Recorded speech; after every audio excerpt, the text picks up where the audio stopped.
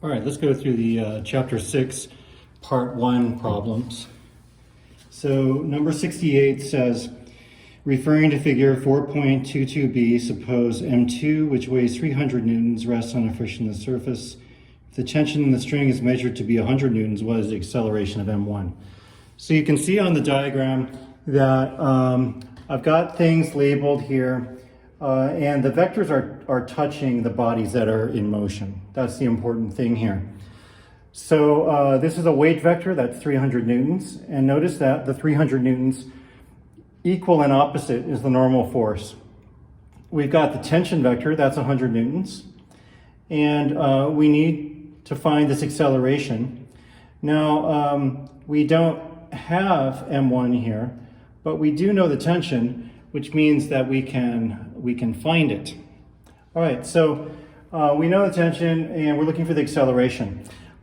If we're going to set up this equation here, this would be T equals M2A, which comes from Newton's second law. You put in the 100, and then you put 300 over 9.81 because F equals mg. And so if you do F divided by G, you get M. And now we can solve for the acceleration, which is 3.27 meters per second squared. Now, in number 69, we have a slightly different situation. We've got a pulley, but we have these two masses hanging. And what we also know is that the masses are the same. Now, how do we know that the masses are the same? Because it tells us that M1 is 10.0 kilograms, but it also says that the second mass weighs 98.1 newtons, which is only possible if M2 is 10.0 kilograms. Now, since the weights and the masses are the same, there's no net force, and therefore there is zero acceleration. If there were some kind of acceleration, the T or tension would not necessarily be equal to the weight. But since nothing is moving anywhere, we know that the tension equals the weight. And so both this T here and T here, right, same tension throughout the rope, would be equal to 98.1 newtons.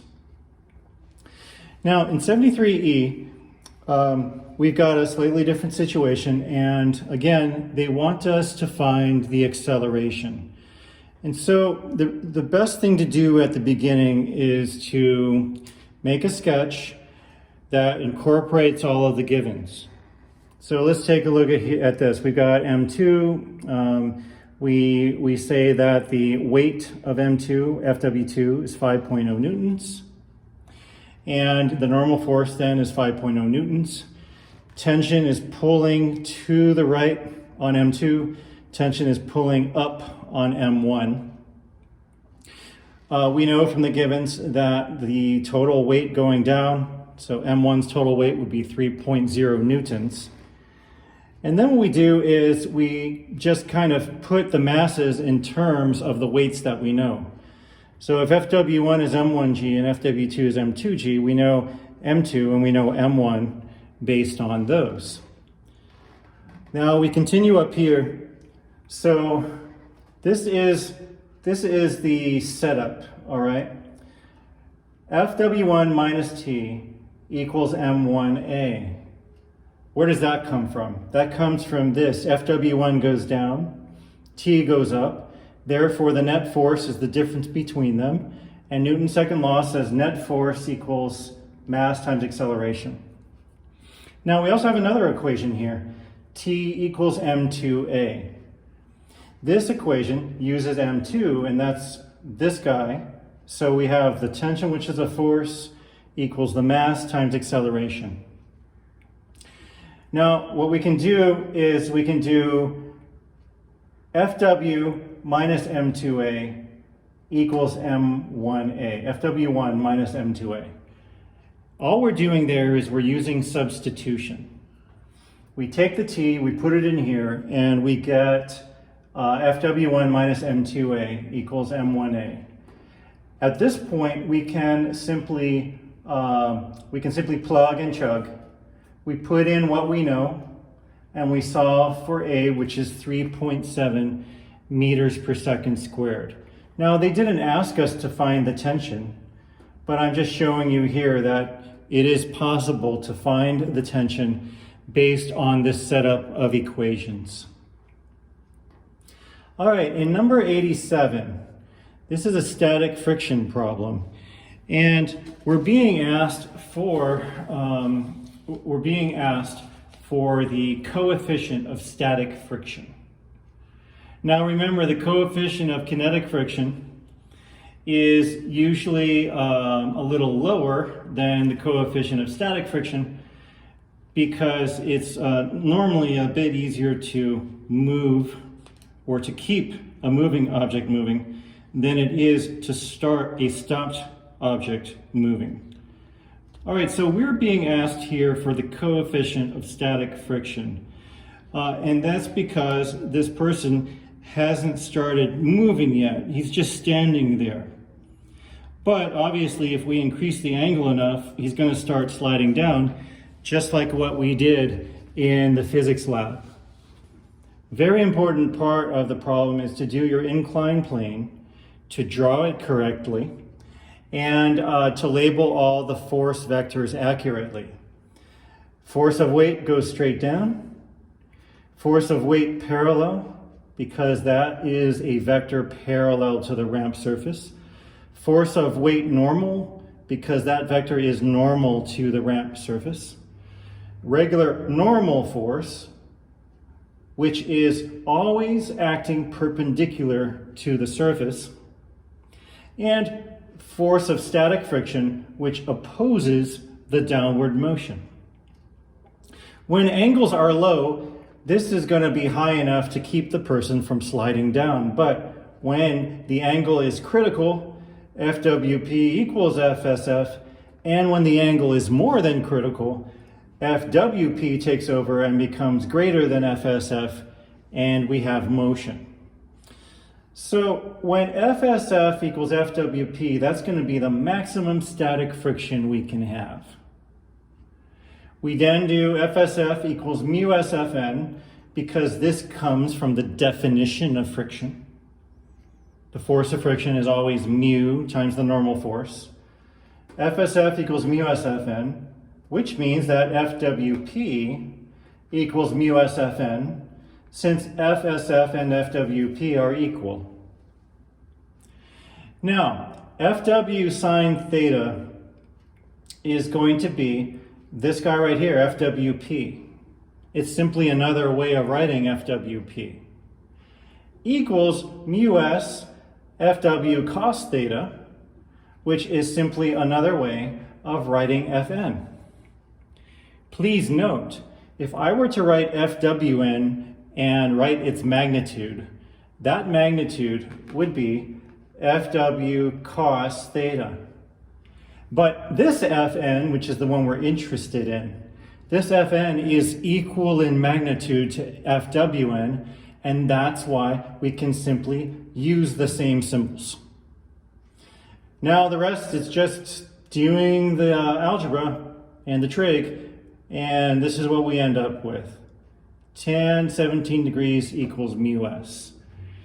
Now, those who've had trig already aren't surprised by this equation. Those who are taking it this year, you're certainly going to learn it, or you may have done it a little bit in Algebra 2. But sine divided by cosine always equals tangent. Sine divided by cosine always equals tangent. So when I move this over to the left, the FW's cancel, sine over cosine tangent, and we can calculate to 0.31, which is the coefficient of static friction. All right, so in number 89, we've got something similar. And really the best way to start off is the same way we started 87. We do our sketch, we do our vectors, we draw them correctly, label our angle, and if we lay everything out nicely, then we can think about the problem well. All right, so FW equals mg, we know that. That's always true. It's the definition of weight. 50.0 we're given, we know G, and so FW is 490.5 newtons. FWP equals FW sine theta, because it's a component of FW, which is 490.5 times sine 20 degrees. Fn, equal in magnitude to FWN, equals FW cos theta, which equals 490.5 cosine 20 degrees. The big question we have to ask ourselves is this: is FWP greater than FSF? If it is, the box is going to slide. If it's not, the box won't slide. So, FWP greater than mu SFN? Question mark, because we don't know yet. So we can do a whole bunch of algebra steps with question marks until we know it's true. This is how you do proofs. All right, so then FWP, yeah, and then we fill it in, mu SFN. Then we plug in chug, still a question mark. And then we see that 167.76 is greater than 138.28. And therefore the answer is yes, which means that it's going to slide down the ramp surface. All right, now in 93, we use the fact that when a car tire in contact with the road is not skidding or screeching, well, we're talking about static friction there. Even when that wheel is rolling very quickly, as long as we're not getting any type of skidding or screeching, we're still dealing with static friction. Kinetic friction only refers to when two surfaces are rubbing against each other. A wheel means that, or a tire means that that round surface is not sliding. If a wheel slides along a surface, that's kinetic friction. If it simply rolls, then we're dealing with static friction. So we're going to use the coefficient of static friction because the wheels are not skidding. We say that FSF equals mu s Fn. That's the definition of friction. We also know that the only force that is decelerating this car is going to be the force of friction. That's the only reason your car stops, is because of the friction between your tires and the road. So force equals mass times acceleration here. It's just Newton's second law. Now, we can say FSF, based on the definition of friction, is the same as MA based on Newton's second law. We bring that down here. MA equals mu SFN. MA equals 0.9 mg because we know mu s is 0.9, which means A equals 0.9 g. That is our acceleration. Our acceleration is 90% of gravitational acceleration. So then VF equals VI plus AT. When it comes to a complete stop, the final velocity is 0. The initial velocity was 27. Then we plug in the acceleration that we found, and we can solve for the time, which is 3 seconds. Okay, I'm going to take this down. You can see I am borrowing this board here, and I'm going to put up the next one. I'm going to put up the next one, and then we'll continue. And the next problem that we're going to do is number 95. Okay, so the first step in 95 is we need to set up our inclined plane, and then we're going to draw our force vectors correctly. Now we know that the mass is 0.4042 kilograms. We're going to label the tension. Remember, the tension is just the force. We label that on both masses.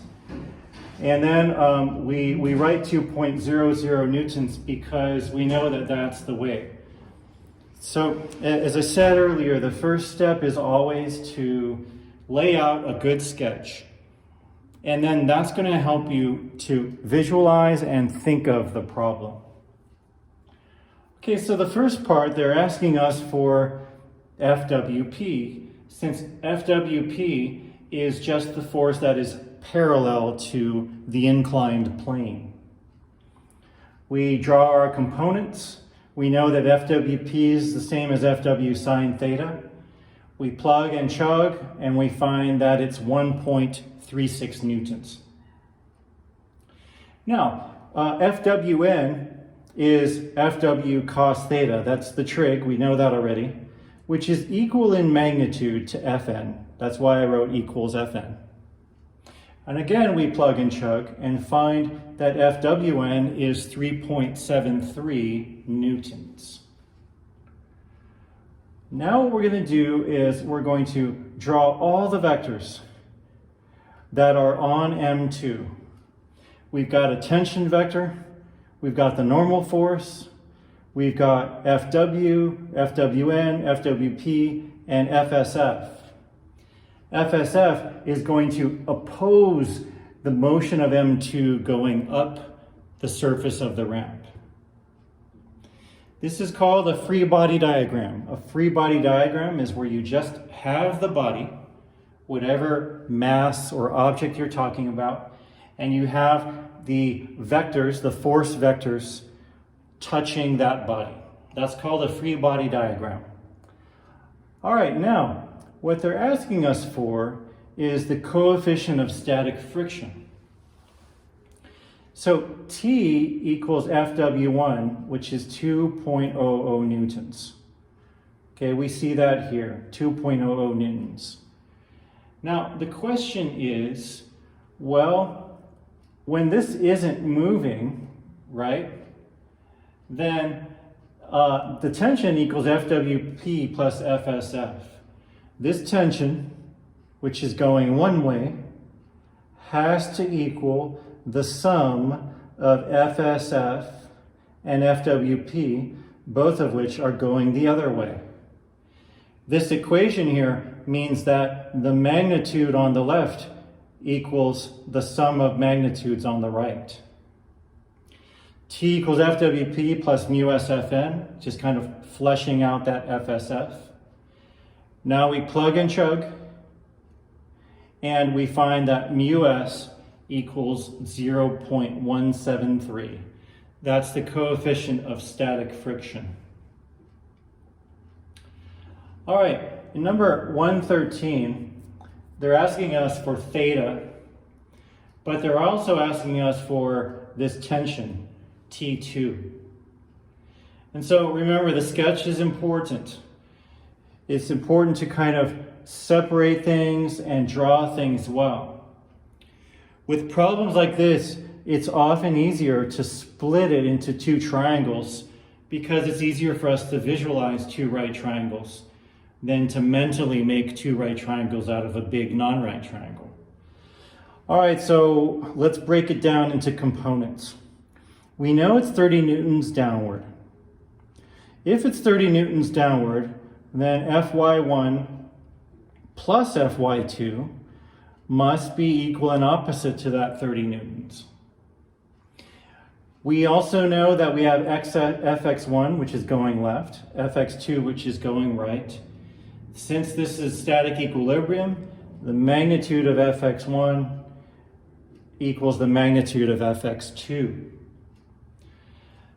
Now, sigma Fy is where we add up all the vertical forces. Sigma Fx is where we add up all the horizontal forces. So sigma Fy, we've got T1 cos 30, which is what Fy1 consists of. Fy1 consists of T1 cos 30. Fy2 consists of T2 cos theta. So T1 cos 30 plus T2 cos theta equals this 30 right here. Now we're going to do the horizontal forces, equal and opposite. T1 sine 30 is Fx1, and T2 sine theta is Fx2. Why? Because this is T2, this is theta. the opposite side, that's why we use sine, fx2. This is 20 newtons, this is 30 degrees. We use sine, opposite side, so we have T1 sine 30 degrees. Now notice that in this setup, I didn't fill in the T1 yet, because sometimes it helps to just keep things as symbols until you're ready to plug and chug, because that helps you to understand the setup more. All right, now we get to the somewhat ugly arithmetic / algebra / trig, and that's up here.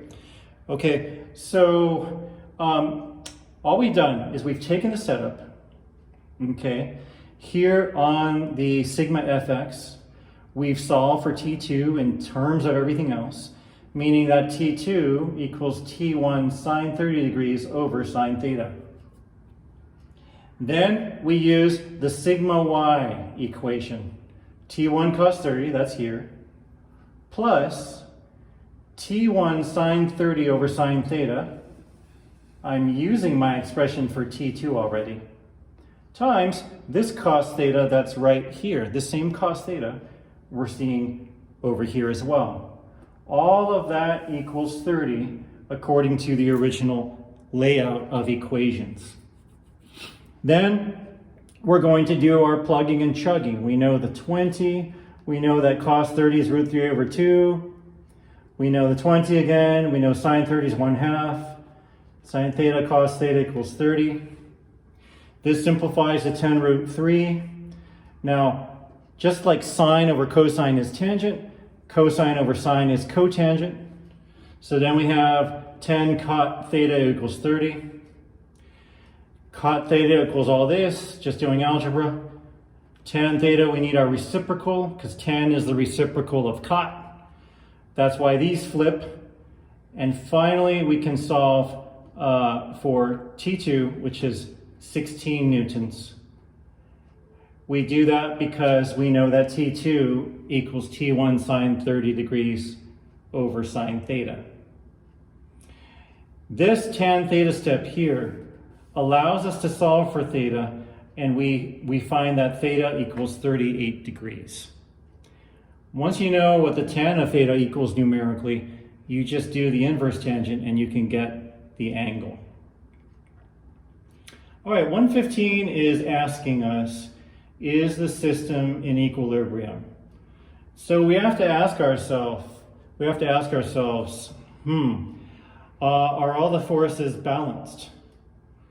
We look at our vertical forces, and we can see that our vertical forces are balanced because T1 cos 45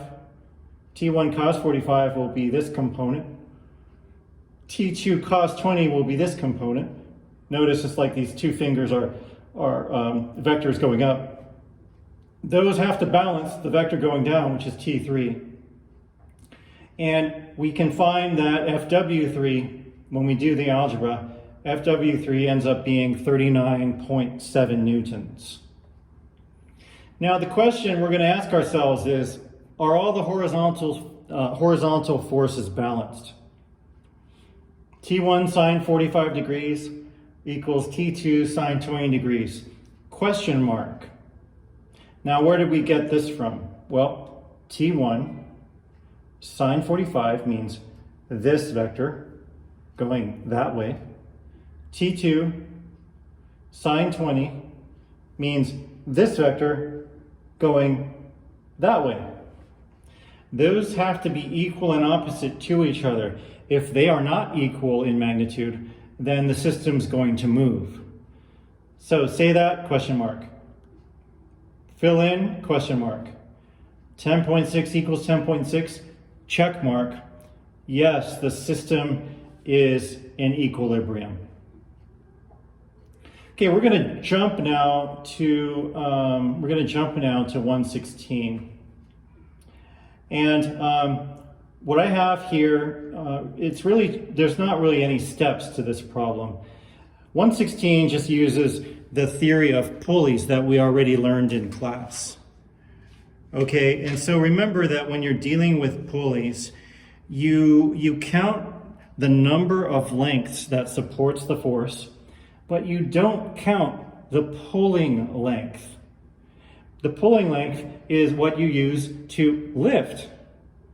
But what's actually supporting it is the lengths of string that are not connected to your hand if you're going to pull. Now, that's why this is going to be 150 newtons each. That's also why B is 150 newtons. But the interesting thing about this problem is why 116C is going to be 450. We can clearly see that there are two lengths besides the hand length, and therefore 300 divided by 2 is 150, no problem, okay? But there is a trade-off. And the trade-off is that in order for the ceiling to support all that downward force, not only the 300 newtons of the weight, but also the 150 of the person who's pulling down. 300 plus 150 is 450. And so you could say the ceiling pays the price because that's a lot of force to be putting on the ceiling. All right, the last one we'll talk about is 119. I'm actually not going to, or I'm going to count 128 as extra credit because I figured 119 is far enough to get in this problem set, which is a fairly challenging problem set. If you tried 128, good for you. The more things you try, the better. But I am just going to grade that one as extra credit. Okay, so 119, we do the layout.